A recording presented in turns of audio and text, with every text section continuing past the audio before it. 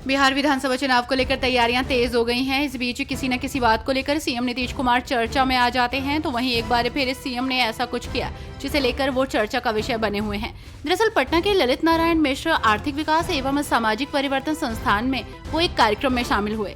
इस कार्यक्रम के दौरान उनका स्वागत फूलों का गमला देकर किया गया।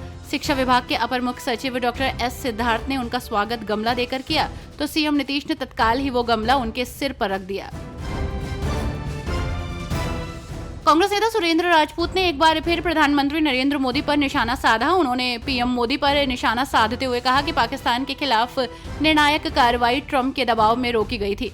उन्होंने पूछा कि जब सेना ने पाकिस्तान को घुटनों पर ला दिया था, तब पीओके और बलूचिस्तान को क्यों नहीं आजाद कराया गया।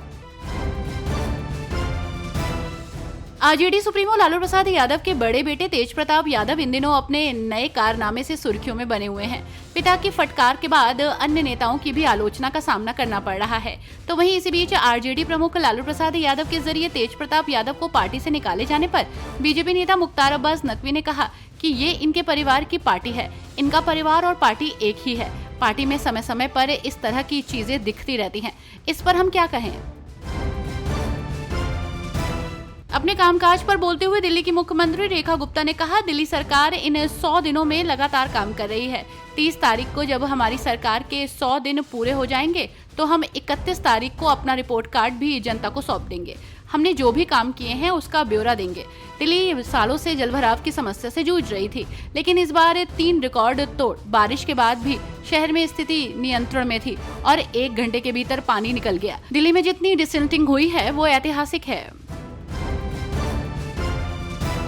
बिहार विधानसभा चुनाव से पहले राज्य में तैयारियां तेज हो गई हैं। नेताओं ने जनता को सौगात बांटने का सिलसिला शुरू कर दिया है। इस बीच खबर है कि रोहतास के विक्रमगंज में 30 मई को प्रधानमंत्री मोदी का कार्यक्रम ऐतिहासिक होगा। 75 वर्षों में पहली बार किसी प्रधानमंत्री का कार्यक्रम यहां हो रहा है। पीएम लगभग 48,000 करोड़ की योजनाओं का शिलान्यास और उद्घाटन करेंगे। मंत्री संजय सरावगी ने कहा कि पीएम के दिल में बिहार बसता है और उनके प्रयास से भारत चौथी सबसे बड़ी अर्थव्यवस्था बना है।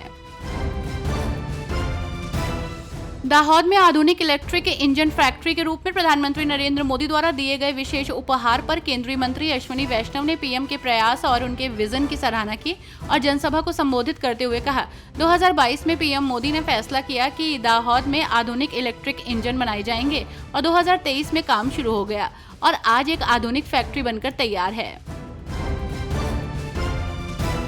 शिमला के संजौली मस्जिद मामले में जिला अदालत ने नगर निगम आयुक्त के फैसले पर रोक लगा दी है, जिसमें मस्जिद की निचली 2 मंजिलें गिराने का आदेश दिया गया था। कोर्ट ने यथास्थिति बनाए रखने के आदेश दिए हैं। वक्फ बोर्ड ने आयुक्त के निर्णय को चुनौती दी थी। अब इस मामले की अगली सुनवाई 29 मई को होगी।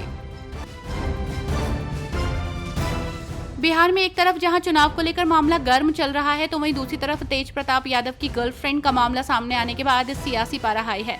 इस बीच अब उनकी पत्नी ऐश्वर्या राय की प्रतिक्रिया भी सामने आई है। दरअसल एक प्रेस कॉन्फ्रेंस में उन्होंने लालू प्रसाद यादव के परिवार पर निशाना साधा और कई सवाल दाग दिए।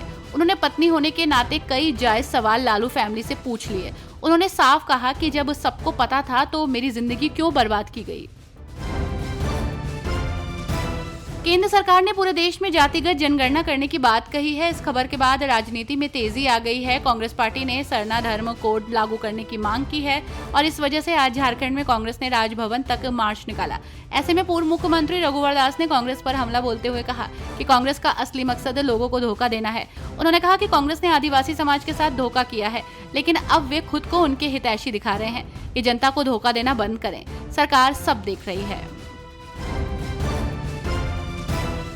ऑपरेशन सिंदूर की आज देश ही नहीं बल्कि दुनिया में जमकर सराहना हो रही है। इसे लेकर नेताओं के बड़े बड़े बयान सामने आ रहे हैं, तो वहीं दूसरी तरफ इस ऑपरेशन को लेकर मध्य प्रदेश के पूर्व गृह मंत्री और सागर जिले के खुरई विधायक भूपेंद्र सिंह ने एक ऐसा सुझाव दिया जिसकी जमकर चर्चा हो रही है। दरअसल भूपेंद्र सिंह ने मुख्यमंत्री डॉक्टर मोहन यादव से अनुरोध किया कि ऑपरेशन सिंदूर को शैक्षणिक पाठ्यक्रम में शामिल कराया जाए। ऑपरेशन सिंदूर प्रधानमंत्री नरेंद्र मोदी की दूरदर्शिता, सूझबूझ और भारतीय सेना के पराक्रम की शौर्य गाथा है।